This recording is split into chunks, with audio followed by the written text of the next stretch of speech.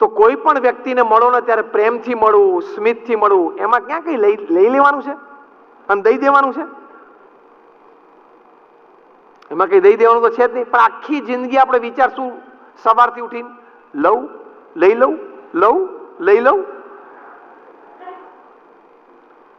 એકવાર ચોમાસામાં એક કાકા લપસી ગયા અને કાદવમાં પડ્યા, લાકડી પડી ગઈ બાજુમાં, મોટી ઉંમરના હતા, તે બિચારાથી બેઠા ના થવાય. તે બાજુમાંથી એક યુવાન પસાર થયો. એટલે યુવાને કીધું, કાકા હાથ આપો. કાકા હાથ જ ના આપે. થોડી વાર રહીને પછી થિંક ડિફરન્ટ, એને જુદો વિચાર આવ્યો કે કાકા લો મારો હાથ, તો તરત પકડી લીધો. ટેવ પડી ગઈ હતી ને સવારથી, લઉં લઉં લઈ લઉં. કાકા લો મારો હાથ. કાકા તરત, અલ્યા તું પડેલો છું, કાદવમાં છું, ઊભો કરવા માટે તારી સાથે હાથ લંબાવે છે, પણ પાછો ભાષામાં પેલું વાપરેલું કે લાવો તમારો હાથ.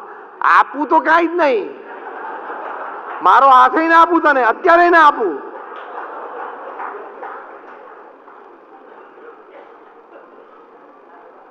પેલા થિંક ડિફરન્ટ કરવું પડ્યું. કાકા લો મારો હાથ, તો તરત પાછો હાથ ઊંચો કરી દીધો. આપવું તો વાત જ ના આવે. હવે એવી રીતે આપણે સવારથી ને આખી જિંદગી ચાલી વાર આ રીતે ધંધો કર્યો હોય, પછી તમે રિસોર્સિસ અટ્રેક્ટ ના કરી શકો. મોટી તકલીફ તો 21મી સદીની શું ખબર છે? બોલો સાચું કહું?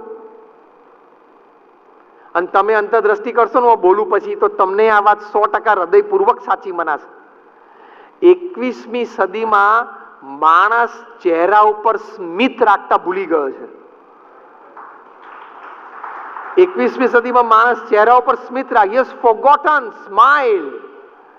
You start your day with a smile. You leave your day with a smile.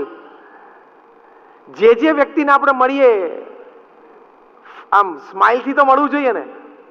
આ તો આપણે આપણા જ વિચારોમાં, આપણા જ કામમાં, આપણા ટેન્શનમાં, આપણી જ ઈચ્છાઓ પૂરી કરવાના વિચારમાં કોન્સ્ટન્ટ હોઈએ ને, એટલે આપણે ચહેરા ઉપર સ્મિત જ ના રહેતો હોય. જોજો, ગાંધીનગર અક્ષરધામમાં મલ્ટીમીડિયા શો હતો. પ્રોફેસર ફ્રિજ, જે દુનિયાના શ્રેષ્ઠ મલ્ટીમીડિયા પ્રેઝન્ટર હતા, એમણે આ શો બનાવેલો.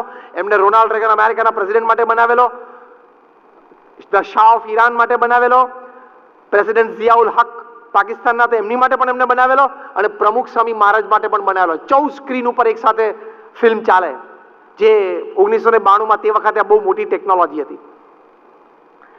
એમણે આ શો બનાવ્યો. એમાં પ્રમુખ સ્વામી મહારાજની દિનચર્યા દરમિયાનના બધા જ ફોટોગ્રાફ લીધા. 800 સ્લાઇડ્સ પાડી. સાહજિક બોલતા હોય, સાહજિક વોક કરતા હોય, કોકને મળતા હોય, પત્ર લેખન કરતા હોય, મીટિંગમાં બેઠા હોય, ફોન ઉપર હોય. 800 સ્લાઇડ્સ પ્રમુખ સ્વામી મહારાજની નેચરલ પાડી. અને પાછા ઝેકોસ્લોવાકિયા ગયા અને પછી એ સિલેક્ટ કરવા બેઠા કે આમાંથી મારે 50 શ્રેષ્ઠ સ્લાઇડ્સ જોઈએ છે. અને એમની ટેવ પ્રમાણે એ કચરા પેટી લઈને બેસે, આમ સ્લાઇડ જોવે, અને સહેજ ચહેરા ઉપર થાક, કંટાળો, ઉદ્વેગ કંઈ પણ જોવે ને એટલે તરત સ્લાઇડ કચરા પેટીમાં જ નાખી દેવાની. પ્રમુખ સ્વામી મહારાજની 800 સ્લાઇડ એમને જોઈ, નેચરલી પાડેલા ફોટોગ્રાફ્સ. 800 સ્લાઇડમાંથી એક પણ સ્લાઇડ એ કચરા પેટીમાં નાખી ના શક્યા.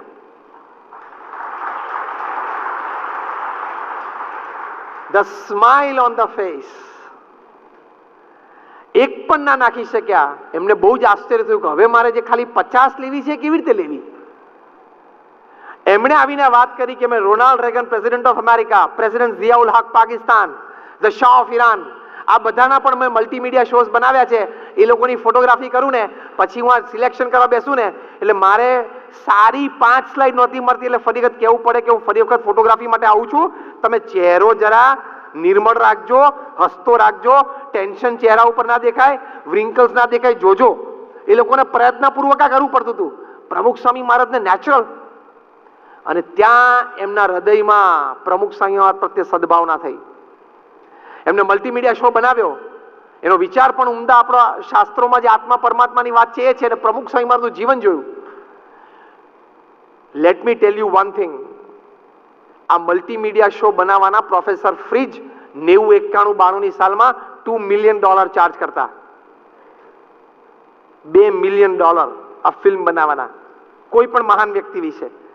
પ્રમુખ સ્વામી મહારાજ વિશે એમને બનાવ્યા આ શો. 1 પણ રૂપિયો ચાર્જ ના કર્યો. એમને તો ઝેકમાં ઉછરેલા, સામ્યવાદ દેશ, ભગવાન સંબંધી કોઈ વાત ક્યારે એ લોકો માને નહીં, ભક્તિ અને ધર્મ તો બહુ દૂરની વાત થઈ ગઈ, નાસ્તિક જ. પણ એમના અંતરમાં પ્રમુખ સ્વામી મહારાજ પ્રત્યે સદભાવ થયો કે આ વ્યક્તિ, એના ચહેરા ઉપર સતત આનંદ અને સ્મિત એટલા માટે છે કે એનું હૃદય હંમેશા સદવિચાર અને સદભાવનામાં રહેલું છે. આ થિંક ડિફરન્ટ. હૃદયને કાયમ સદભાવના અને સદવિચારમાં રાખવું ને, એ થિંક ડિફરન્ટ. તમે રાખશો ને, તમારે ધંધો ગોતવા નહીં જવો પડે, તમારે ક્લાયન્ટ ગોતવા નહીં જવા પડે. People will come to you, work will come to you, resources will come to you if you have a clean heart. તમારું હૃદય ચોખ્ખું હોય ને, એમને લોકોને તમારી સાથે ધંધો કરવાનું મન થશે.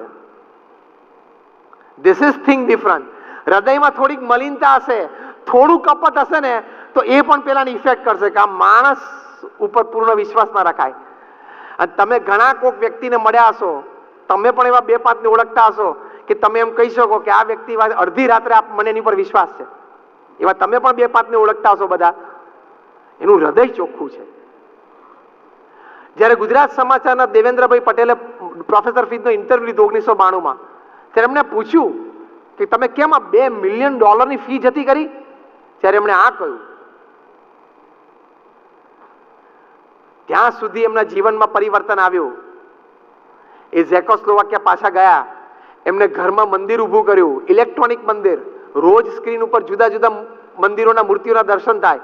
પ્રમુખ સ્વામી મહારાજને ઝેકોસ્લોવાકિયા લઈ ગયા 1994ની સાલમાં યુરોપમાં, અને ત્યાં મોટી પ્રેસ કોન્ફરન્સ ભરી અને ત્યાં પ્રમુખ સ્વામી મહારાજની ઓળખાણ કરાવી. અને પ્રમુખ સ્વામી મહારાજે કહ્યું કે મારા દેશમાં બધા નાસ્તિક જ છે, કારણ કે અમારે સામ્યવાદના સંસ્કાર છે. ભગવાન અને દિવાળી હોય નહીં, પણ મારી ઈચ્છા છે કે તમે એક BAPS નું મંદિર અહીંયા ઝેકમાં પણ કરો, એટલે કે ઝેકોસ્લોવાકિયામાં કરો, અને તમારા 2 પાદરીઓને અહીંયા રાખો, જેથી શુદ્ધ વિચાર, શુદ્ધ ભાવનાઓ અને એવા હૃદય સાથે મારા લોકો પણ હંમેશા ચહેરા ઉપર સ્મિત સાથે રહે ને, એ મારા દેશના નાગરિકોને જોવા છે. જો પ્રમુખ સ્વામી થિંક ડિફરન્ટ, તો he became different and he made a difference. એને લોકોના જીવનમાં પણ એ પરિવર્તન લાવ્યા. આટલા નાસ્તિક, આવા મોટા વૈજ્ઞાનિક, આવા એક વિશ્વ પ્રસિદ્ધ વ્યક્તિ એ પ્રમુખ સ્વામી મહારાજના એક સંપર્કમાં આસ્તિક થઈ ગયા, શ્રદ્ધાળુ થઈ ગયા. કેમ? થિંક ડિફરન્ટ, બી ડિફરન્ટ. તમે ખાલી પોતે જુદા ના થાવ, તમે પરિસ્થિતિ પણ જુદી નિર્માણ કરી શકો. ખાલી પરિસ્થિતિ નહીં, સામેવાળી વ્યક્તિનું પણ આખું કલેવર જુદું બનાવી શકો.